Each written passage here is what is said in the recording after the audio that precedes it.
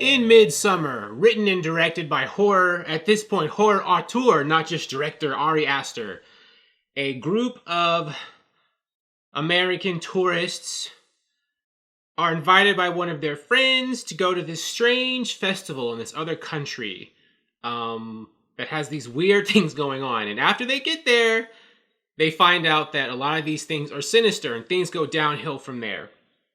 And one of the protagonists, before that happens, the main protagonist, played by Florence Pugh, something happens to her in her personal life that puts her in a very, sensitive and sad emotional state that affects her relationship with her boyfriend.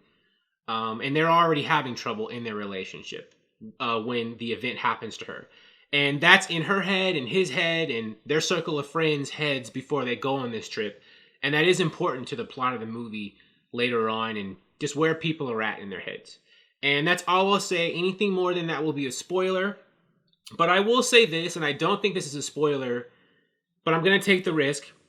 Because if you're someone who's seen a lot of horror movies and you've seen previews and trailers for Midsommar, I feel you pretty much know how this movie's going to go. Because, that's all I'll say. Like, you know what's up. Like, I felt when I saw the trailers for Midsommar, and as someone who's seen a lot of horror movies, I was like, I know exactly what this movie's about. I know exactly how this plot is going to go.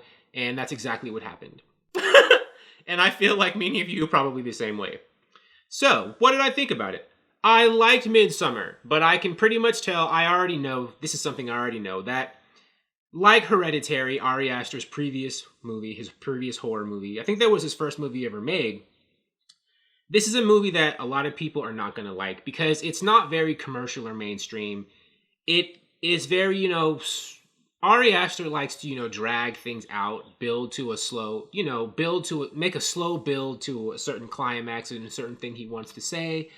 It's very languid. And I don't mean any of that in a bad way. I'm someone who can handle, I think a slower pace sort of thing.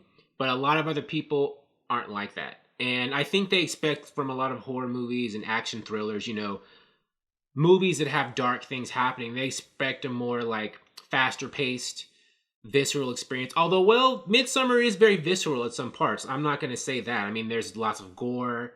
There's bad things happening. It definitely fills the horror movie checkboxes, right? There are bad things that happen and pretty graphic things shown in this movie. But the pacing is just not what I think a lot of people would like. And it's very cinematic. It has beautiful cinematography and stuff like that.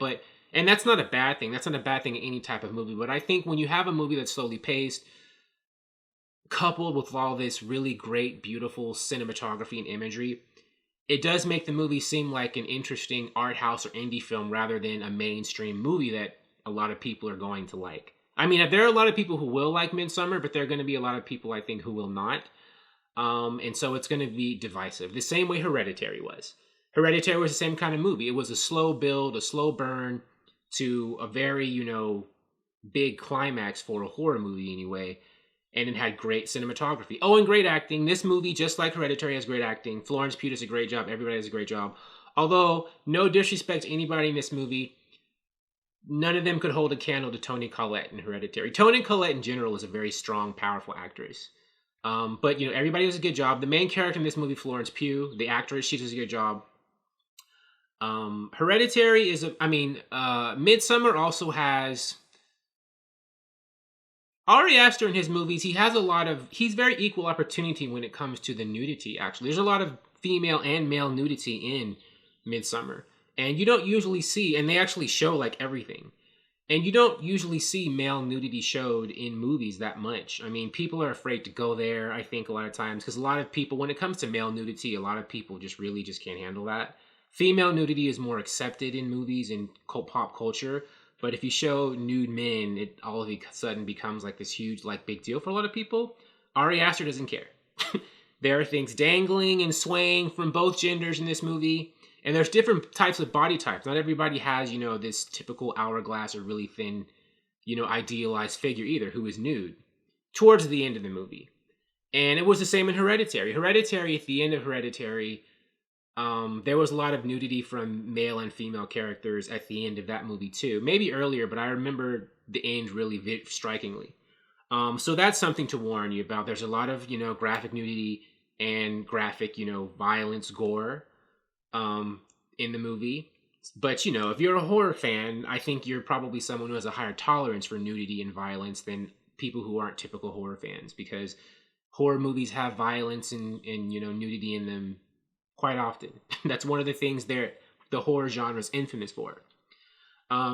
So I will say that Midsommar, it's a very good movie, but it may not be a very good mainstream type of movie. So if you're someone who likes, a slow burn, who likes things drawn out, who doesn't necessarily who's okay with things being drawn out, and who's open to, I guess, the slasher type or aliens type of horror, the more cerebral or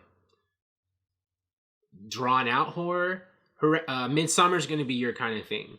And, Ari Aster at this point, you notice at the beginning of this video, I called him an auteur, right? Someone who usually has his or her own like staple or message in their movies, their own style.